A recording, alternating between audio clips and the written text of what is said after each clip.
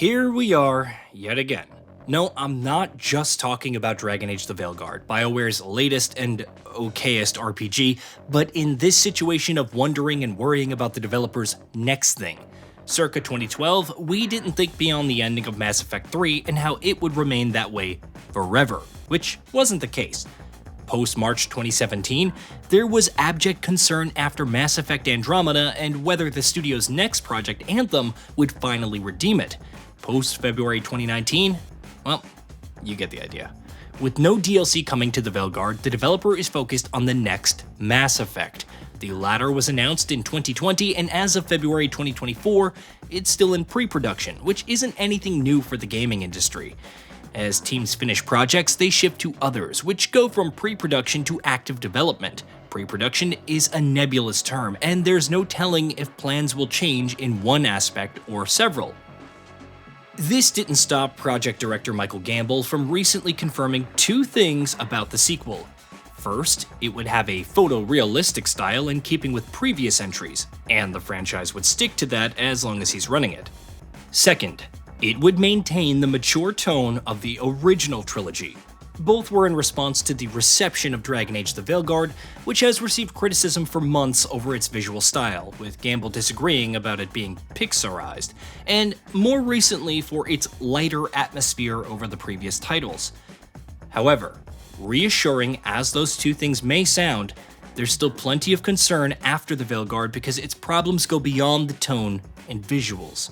Heck, they go beyond the game itself and even into the heart of BioWare. Clear him out.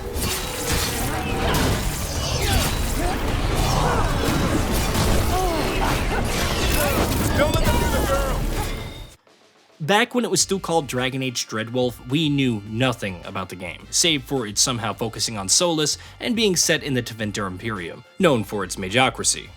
There were rumblings of a shift to real-time hack-and-slash action RPG gameplay, but very little about the story, the characters, what's going on, how it ties back to previous titles, whether it would consider their past choices, etc. Departures from the team, updates about the state of development, and promises of more to come were all we knew. A message from Zara Renata. I can't believe it. You're home. Zara. It wasn't until Dreadwolf became the Veilguard that BioWare laid bare its intentions for the first time.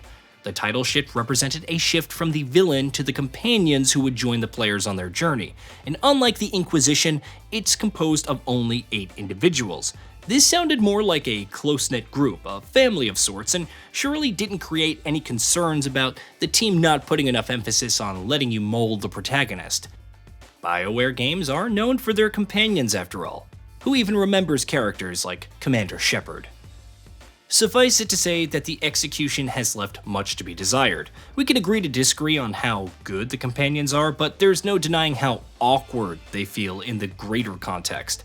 While they each focus on self-discovery and self-growth in their own ways, everyone's off doing their own thing. Harding is trying to master her new magic, Balar is trying to fix an artifact, Neve runs through some cases in Docktown, and so on. All of this would be fine if it actually felt like there was a deeper connection to the ongoing plot. Even those which engage with the lore, like Harding's side quest, feel basic. With how much the game does away with the established plotlines, history, and so on, it's all the more inconsequential. Also, for all of its efforts to showcase the Veilguard as a family, it feels all the more superficial due to the lack of inner conflict or boiling tensions between companions. Does this mean the next Mass Effect will have disappointing companions? Well, no, but Dragon Age the Veilguard showcases how something that sounds promising can falter with the execution.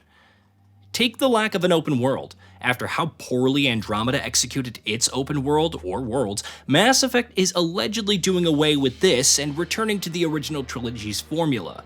It sounds great because all of the memorable missions from each title, the assault on Vermeer, Priority Tachanka, the suicide mission, Noveria, the Citadel DLC, the list goes on.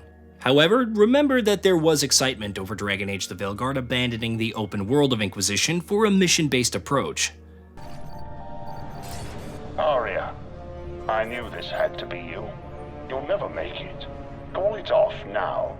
You're barking up the wrong tree, General. But maybe you can convince my partner. Commander Shepard, I've heard great things about you. My partner here doesn't have much to say for you.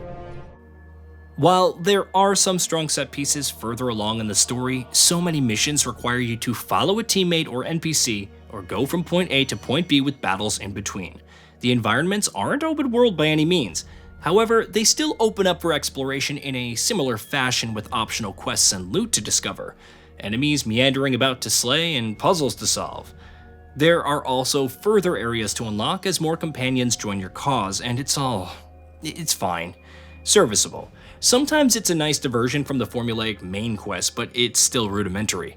At least all the padding from Dragon Age Inquisition is gone, right?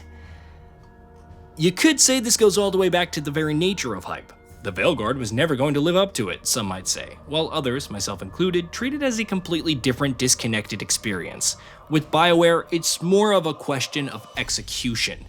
You can tout your game as having 700 characters and 80,000 lines of dialogue, 140,000 when taking Rook into account, but if a large chunk of it doesn't resonate with players, much less feel natural, compel them to interact with their companions, or just breathe life into their version of the hero, hype can only take you so far. As concerning as things may be for the next Mass Effect, consider what BioWare may learn from the Veilguard. It may look at elements that received praise, like the combat, and lean further into providing fewer abilities for the player to throw out. If there was any consideration for porting over the crafting system from Mass Effect Andromeda, it may do away with it in favor of more streamlined upgrades. There's no telling at this point, especially if rumors about the sequel being far off, think 2028 or 2029, are true. Besides, the next Mass Effect is helmed by veterans of the original trilogy who surely know how to deliver what fans want the most. In the meantime, whichever way that you may feel about Dragon Age the Veilguard, whether it rekindled your love for the franchise or drove you back to the older games, it's clear that the current BioWare's vision for its titles isn't quite in line with all of its longtime fans.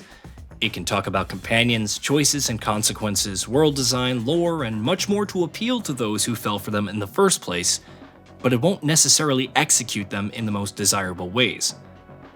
Some may be better, others may be worse, and the overwhelming majority could be fine, depending on the person in question. The cycle thus begins anew, and we're left wondering, worrying, again, about the next thing. Hey, did you know that we at GamingBolt upload new videos every day? Stick around, drop a like, subscribe, and hit that bell, and let us know what kind of content you'd like to see in the future with a comment below.